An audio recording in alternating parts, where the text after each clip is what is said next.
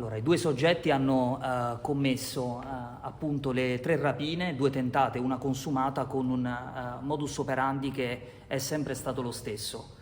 Nel caso di specie adoperavano un'autovettura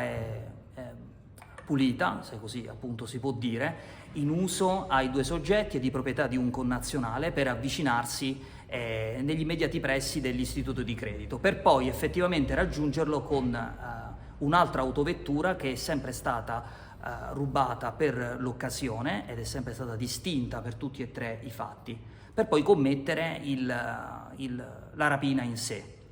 I due soggetti, dopodiché, uno entrava, mentre un altro rimaneva negli immediati pressi dell'entrata. Chi entrava solitamente, anzi in tutte le occasioni, si travisava con